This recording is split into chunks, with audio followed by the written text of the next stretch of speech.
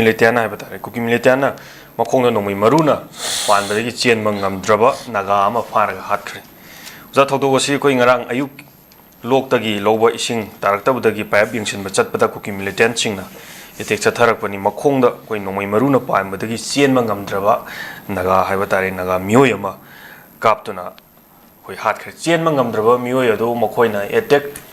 yumda pusaliba koigi loktagi ising laujaraga yumgi sinanaba ising pusaliba naga micham amana ising taraktre haibadagi lokta paib adu yingsinba chatpada laiba misi naga ni khangmadagi kuki militian chingna nomai kapsilakpadagi makhongna paanbadagi koi chenma ngamdadana chatpa ngamdadana tara lairingaida khulai paiba kuki militian ching changjalaga muk chatpa ngamdriba chenma ngamdriba naga micham asi kaptuna hatkibani ojamsi kuki na ko terrorist singna koi maman yamlaba thawai kaya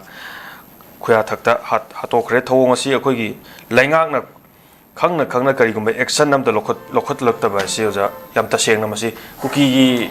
cookie ने any तोनिंगो मवंगदा सुम तोरको मतमदा नागासिंग सु Young लैबा मैतेगी अचो सांगसिना सु Young लैबा action नम लोखतबा cookie गा वारी सानारगा piece संजलकनी हाइबगी वाकन असी अखोय मसी कोना नाकन ना थाइरा थंगर कान cookie सिंग हेंजलैबा थोंगसी अमुतंग थेंगाइनबना फगद्रा नत्रकाना मसी पिस्टोक तौरकाना मसी ओइगनी हाबगिदी मसी mummy सामना लैबा मालियोजा मसी कमान यिंगमिनियोजा इसागी सिजननबा इसिंग तारक्त्रे हाइजुना लोकता यिंगसिनबा चटपदा बुक्ता नुमैना कापसलकपदगी खोंगना पालगा चेन मंगमद्रबा नगा मिचम अमबु चंगसेलागा तारगा लैबा मिदुबु सु अमुक नुमैना अमुक कापगो जों हातोक पिरंबा मसीसु मसी लाइगानासु खंगबनी लाइगानासु उरबनी ngara makta jo koi tambakta koi hospital na rimsta koi pura khre do bumjam si sarkar jena dum yenga laiga dori bra masi yenga hojik sino mu election lomda mu thawai si changna mu election ni kana honar li masi asiba je wari chana ra kana masi condemn tawre har kana SK share koi gi manipur sarkar gi chanabi mi mu siba taraga dil pa lak tara pi raga dum sum phiom jung la ka dori bra masi da makta jo mu SK share pi no pa sa je koi sem ba sabati koi loiramgani haiba gi sam su ujare ojam si kamani ing bi ni oja 오자라 기술 그치요 참 하는 게 있대. 근데 뭐 응디노 있대 거. 있대. 조금 봐. 미여기 민웅시 시엔다바 민웅시 야우다바 조금 봐 땀티바 미만다바 승기 맞추지 마디 거기 좀 간렌더로 라이고. 아도 아이나 하지도 신나 좀 오나버니고. 누가이때 하시면 돼 탐자를 먹이고. 누가 오자라 기술이랑 뭐 아이나 목 좀 항전인 거니까. 오자라 기술 아직 마니푸르다 아도 question 항미부제. 하지 오자라 기술 좀 망아이 कोई encouraging जो मंगाए है जनेगा हसी इरांग ले हाइबी गनो हसी इरांग लेते हो जरा किसो इरांग ले हाइब से कोई हसी सिलेक्ट पेपर दिया उजब दुनी कोई हरी सिको हसी नोइते सही यंखै निपान सुरबा हन निको सही यंखै निपान सुरबा हन सी मसुंग माना बसनते होय सही यंग ओइदना अनि दो मुंगना बदि हातोना बनि हाइदना अम तौबे पोय अब हाइबा नतिको सही यंखै निपान फुसुरबा से ऑलमोस्ट सीनियर सिंग अबनिको सीनियर नि को सीबी अब स्टेज लाबनि अहन जिना कदाई फाउ लालमदगे लालमदगे खैनो खंगे अदुबो इना हाजनिंगि इना हांजनि क्वेश्चन मदि हाजुसे अहंग ममि सुमगाय अखुम ममि सुमगाय इरांग ले हाइब हाइगोमसे इरांग लेते मणिपुर दा ओजरा कसो नोंगाय जानि दा इरांग सो लेते मणिपुर दा नोंमै कामना बचिदि दम मौसानि कैनो नोंमै मखोन ताद्रदि तुम यादेना तुम यादब यावना रमने दन खम ताजसनो कैनो हाइब दुम ऑफिशियल गमु यावबनेबको आइना हाइजि सिना आप कनो दनिको वांजिंगि मा मै मीटिंग अमदा मैयत लावबो सुम ताजखिदि वरिंदा ए मयाम पाखपिगनु नोंमै मखोन खरा ताद्रगदि तुम याद रहा मैंने रबने खा ताजा बस याम भाई खा ताहन जी कहनो नेगा हारगा नोंगाल अदु खुदक गा आमन पालन नेबको असि एखोय सिस्टम ने बदना आइना नोंगाइ तिसिना नोंमै ममांग द लेपगा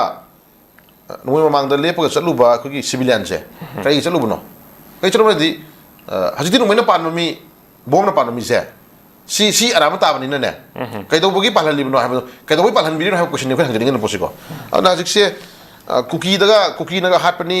अदे कुकी नगा नोंमै कापनी का हाइबजे याम हाइया दे जरा किशोर से को कुकी या सिदबदी खबर दबदी याम पल्ले को आय खबर द पन मदुगी मदुगी हाइदु दुनी को हाइदु से चिंग द कुकी टेररिस्ट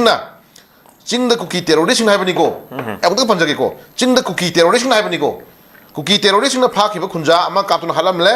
तंपाक तंपी मचा अमा नोंमै पाले अरे चिंग द कुकी टेररिस्ट ना हाइबनी को एबद खंग तोय पंजगे जरा किशोर dan tuan panjang kai dai hai berarti khabar dai bani ko ching da kuki terrorist na ha ge khunja ma ka tun hale paper ma da yaure paper ma da ke daure kuki militant sing na makhong da nomai maru na pan ba da gi chen ma ngamhandra ba naga ama phara ga hatkre ko kuki militant na kuki militan na makhong da nongoi maru na pan badagi chen bang ngamdraba naga ama phar hat khre odar ke ko kuking da kuki terrorist na kuki militan na paper da haibani ko sai haibana sadi ko aduna aina sin tuina panjari se kero ni odar ke so koi kuki pan me ya da mi khre le ni ne ko aina het pal ai personal na palu ta ga kanum khangi de badna khabar da haib panjabani ko kuki terrorist na kuki militan sing na haibani ba odar ke so ko irang nei te manipur irang le ga hairu ya bote odar ke so aduna se daw da hingmu de hingdu ji ko da yam bal ko mang tong ja khare odar ke so mang tong ja khare ai koi chaba thakpa haji ko da chara hen ba hen da ba isai su gi amagi ngonungi ahlaman gi ko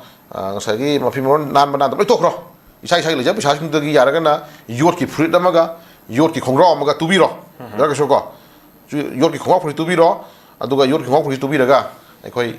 chinghong chaninga su bazar kaninga su ko tumma su ko ki tubi mo yaw na haidare ko ko pulo tum da upa ga tumi ba ko tumi ba tangam de se ko tangam de sa chakro tamina gorong pairaga dum thadra ko sum yai adagi tumi ngai da mi gi mon maya da bom phitok silaga kok maya da bom phitok silaga mi gi taibo miron khangdi ba ngani hatori mi dina permani ozar ke so ko adugi se yok silabu da boy khoina kyam secure ra game thai biyo adagi hindok tana mu ke dawre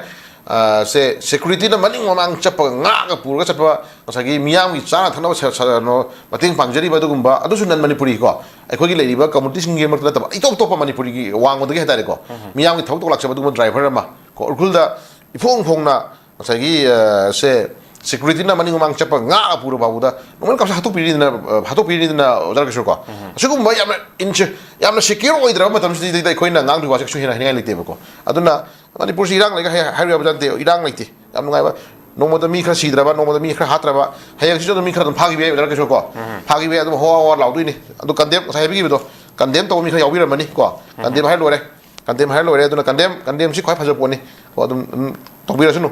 adu ai lai bi ba chingi pai sai chinno ko khoi nagagi osnu talkhun gi osnu adu khoina manipur thuaya pam da ba manipur kanwa pamba pun hingmina pamba hanagi indigenous labiri ba dugum bang sagi chinong mayam jingse sin hambal request ning badi yare ma khaide khoi nongoi maruda bom da khoi palhan ba suan ba to hologum ji ko to hologum ji maram di asok pa apan ba dang khoi ka haini aran ba ta ba phim leiram ni na ko angja phim leiram ni na khoi yak suan gum ji ana yara ga di khoi leiba leita ba yot ki fruit amam yot ki khongrau yot ki tupi amam adum amam upi ro ko aduga den khoi hingna thawak suji ko thawak suji khoi haigna kana gi tadon khoi haibang amde ko asi nuaite ahna ma khoi ka ni jungjang pan mai ko sai khai ni pan apopol lekhidraba khoi gi pan mai ko pongring long part 1 dagi ni haidi sai khai ni pan suba hanjina macha masugi family gi adu hai thakna bising lobu chapani ga na so haidi pramani ko sugumba mayam jing da hingi prasing gi awa basing je sugumba masa hinjanna ba masagi sai kai ni khitang chang da yadra posak khara dang sai ka haini taunam hono ja posak se sai area si da ising lobu sa ba da ising thingre ising lobu sa ba da sa na ba ka no por thi ba da khoi secure ra ba ne bo da ke so ko ade khoi ka dawni tum bo secure ra da ga de hajina khoi hingda ba de na hingda ba de government na pigi doriba pa laktara ex gracious pa laktara government na pigi doriba ex gracious pa la ani humdu na di sagi mi dugi life to ga di comparison to budia de na kai gumba si hanjina siramda bida hingam tho aga di mana puram di family se asa masu machin manau mapa masa adagi mayum pan ba saningon mayam adu bahar mayam loina ngam dasu wahidna ko ipa la kai khanganu ko nabung le kai khanganu ko hona min da ji ga thona da su mi hingi ni no da ka so ko adu ma thona piram hanjenga sidi kai dawre ko sing ka dawre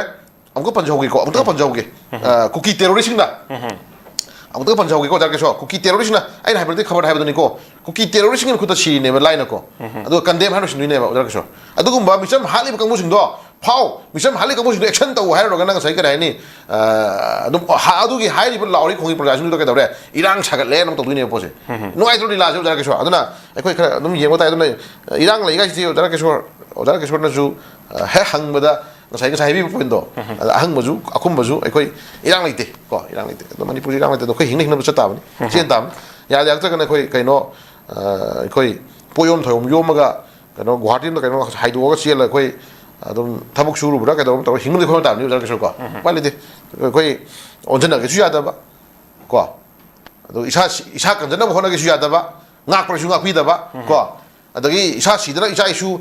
imari mata bari samban isi isan mayam ngi ija sikanan na khoi nipa masa nipa khoi thoke su ya da ba ko moina ngapi ba su ngapi da ba ko ana ipai phogi poro da khoi gi ngasai je poro gi wana te sini tolan gi hen sing ni ning jabo do hinge su ya da ba si gi su ya da ba si kram sarkar no na ma phian phakpai wari mudani mana adugi tai da hen sing e duna khoi je se dum pangshu da su pangsha da sao ko leigere leiroi na pangtau pangnai leiu ko adu noi masen tabak shuna bada munaraga amana phangdre amana phangu munaraga masen khanau ko khanare police na phabi ni ko adu chara hengere heloira ka no dum pangtau tono leiu nare adana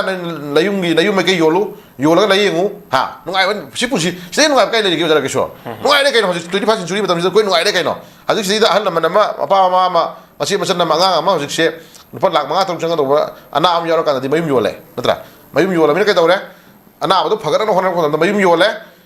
phagal aga da mu haraure kanna pesa me am changa ga leyeng ga na mu leyeng ma kan ma hu da ga na mu kai tawre mayum yu yon gre ana abadu kan gamdre family ka mu jing do saidang mikha pole natra ni re cha re